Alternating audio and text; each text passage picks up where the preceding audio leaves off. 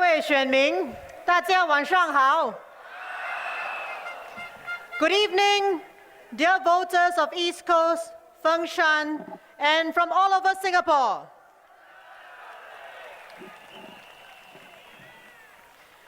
Before I move on to my topic for this last rally, I would like to remind everyone about some unfinished business in this election campaign.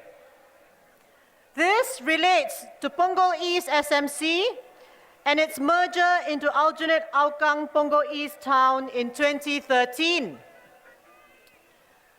On 28 August, PAP candidate for Punggol East, Charles Chong, told the media that at the time that PAP handed over Punggol East SMC to the Workers' Party, the Town Council had a surplus of $1 million.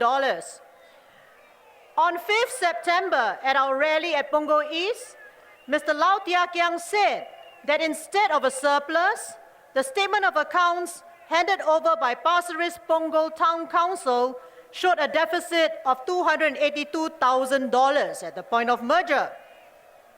That same evening, we released the relevant page of the accounts signed by their Town Council Chairman, Zainal Sapari. The next day, Mr. Zainal Sapari insisted that they handed us a surplus, not of 1 million, but 21,000. On Sunday, 6 September, PAP Organizing Secretary Dr. Ng Eng Hen promised that the PAP would issue a definitive clarification that would put on record and out of doubt what the clear financial position was. He said, and I quote, "We have very good audited accounts. The facts will speak for themselves, and if Mr. Lau agrees on the facts, he may have to issue a correction.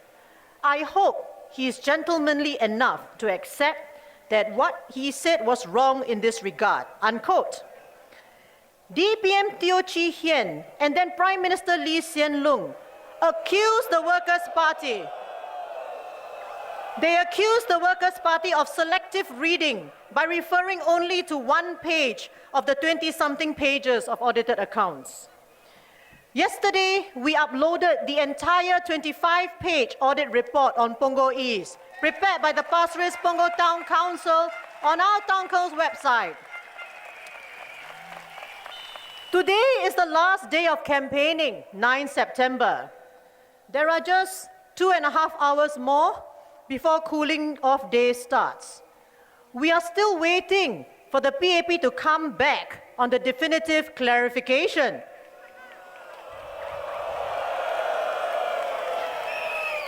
Can they tell us which page out of the 25 pages we should look at? Where can we find the $1 million surplus that Charles Chong spoke about? Or could it be that the PAP has tried to mislead the public and damage AHPTC again? Will someone from the PAP be gentlemanly enough to tell us the facts? If the PAP have no good answers, it is not the Workers' Party that is finished. It is the PAP that is finished. Liao, finished!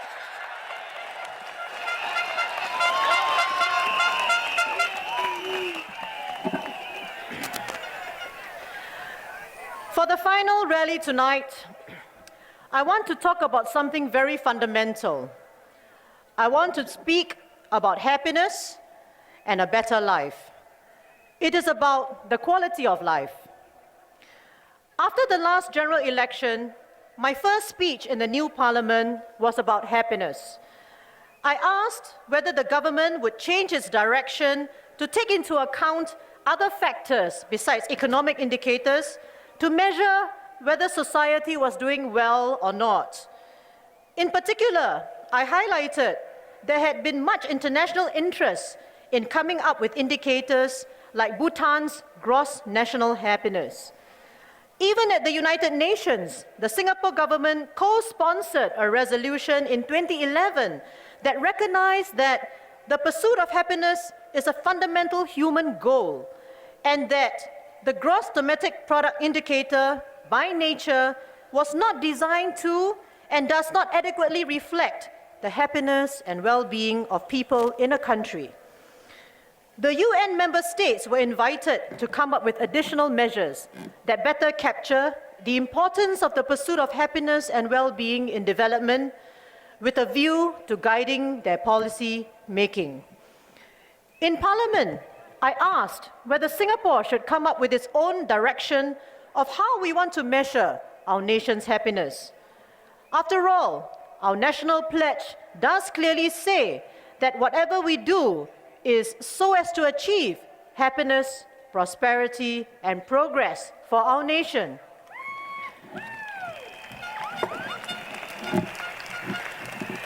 When the PAP heard my speech on happiness, they basically attacked it and made fun of it. One of the PAP office holders came up to me during the break and said, "How come your speech like that?" During the debate, there were even jokes made about Bhutan. So what's new? This is typical PAP arrogance, to make fun of others.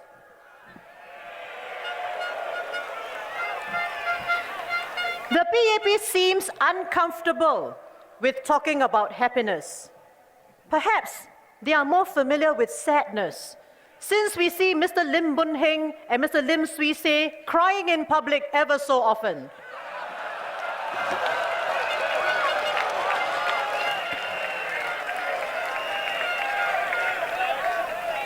What we need is a new compass to guide the country's direction. Economic progress is important, but it is equally important to measure collective happiness and long-term sustainability.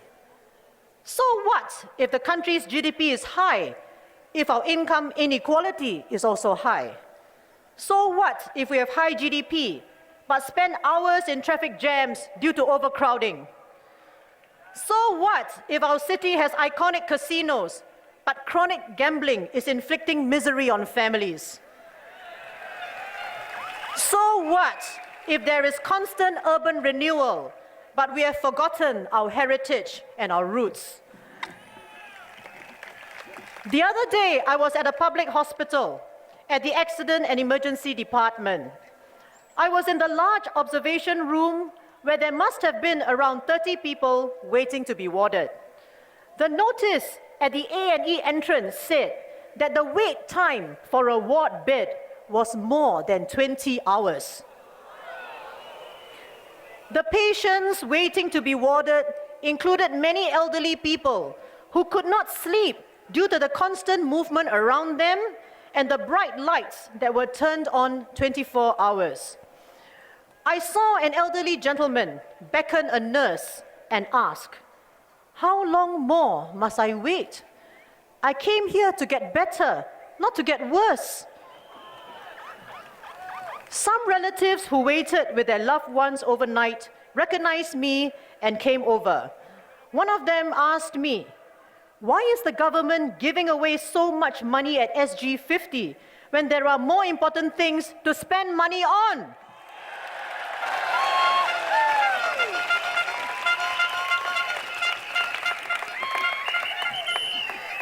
Clearly, somebody did not plan for an aging population. Perhaps someone was trying to save government money, but is money everything? Besides having economic goals, Singapore should take up the challenge of constructing a new compass to chart our country's direction. Many countries have already started to do this. Bhutan emphasizes the preservation of culture, preservation of the environment, and good governance.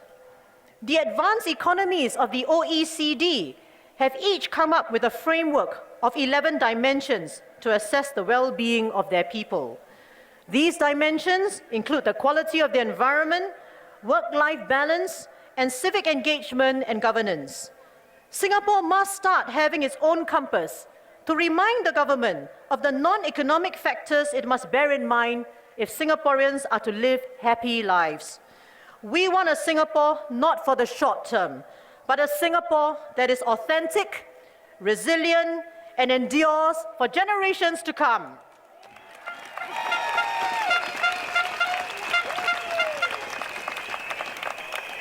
My friends, polling day is just 2 days away.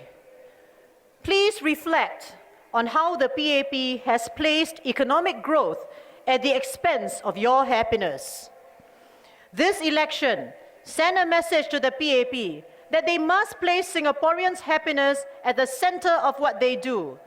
Tell the PAP that we don't always need to be richer. We just want a better life. Empower your future. Vote for the Workers' Party.